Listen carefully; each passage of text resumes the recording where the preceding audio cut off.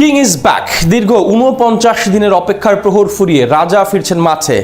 MLS এর নতুন মৌসুম শুরুর আগে প্রি সিজনে ইন্টার মায়ামির জার্সিতে ফুটবলে ফিরছেন আর্জেন্টাইন অধিনায়ক। রাত পোহালেই আলিয়েন্জ মিলারের বিপক্ষে ম্যাচ দিয়ে যাত্রা শুরু করবেন LM10। মায়ামির জার্সিতে কাতার বিশ্বকাপ জয়ী অধিনায়কের মাঠে ফেরে এবং প্রি সিজনে কতটি ম্যাচে তাকে দেখা যাবে ইন্টার মায়ামির জার্সিতে, সবকিছু থাকছে রিপোর্ট।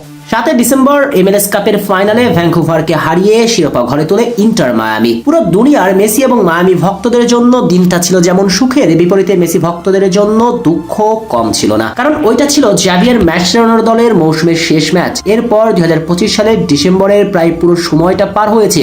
2026 সালের জানুয়ারিতে 24 দিন কেটেছে, কিন্তু এর পরেও আর দেখা যায়নি মায়ামির জার্সিতে লিওনেল মেসিকে। আর এই দীর্ঘ সময় মহাতারকার জাদু দেখতে না পাওয়া ভক্তদের জন্য নিঃসন্দেহে বেদনার। তবে অপেক্ষার প্রহর এবার ফুরাচ্ছে। দীর্ঘ 49 দিনের অপেক্ষার প্রহর ফুরিয়ে রাজা আবারও ফিরছেন মাঠে। আগামী 25শে জানুয়ারিতে মেসিকে দেখা যাবে ইন্টার মায়ামির জার্সিতে। মূলত MLS অর্থাৎ মেজর লিগ সকারের 2026 সালের নতুন মৌসুম শুরু হতে চলেছে আগামী মাসের 21শে ফেব্রুয়ারি থেকে। তাই মেজর লিগ সকারের প্রতিটি দলগুলো নিজেদের সর্বোচ্চ প্রস্তুত নিতে প্রি সিজনে খেলতে নামবে।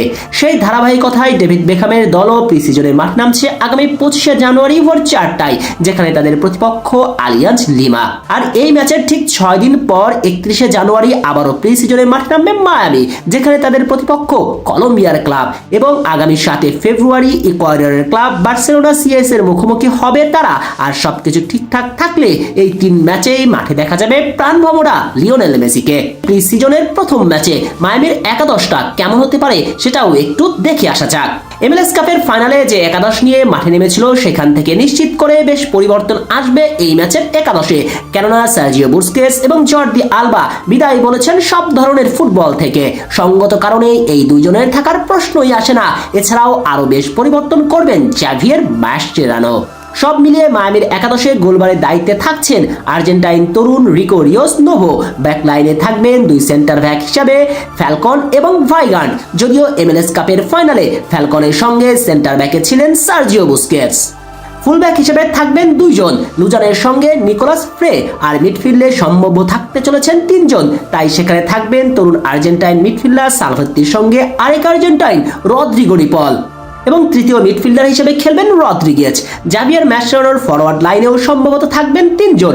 সেক্ষেত্রে আয়েন্দ্রির সঙ্গে লিওনেল মেসি এবং তার সঙ্গে মেন স্ট্রাইকার অর্থাৎ বক্সের মাঝে নাম্বার 9 হিসেবে সম্ভাব্য থাকতে চলেছেন অভিজ্ঞ লুইস সুয়ারেজ। তবে যেহেতু প্রি সিজনের ম্যাচ, তাই এই ম্যাচে একাধিক পরিবর্তন করবেন মায়ামি বস এবং তার বেঞ্চে থাকা ফুটবলারদের বাজিয়ে দেখার চেষ্টাও করবেন তিনি।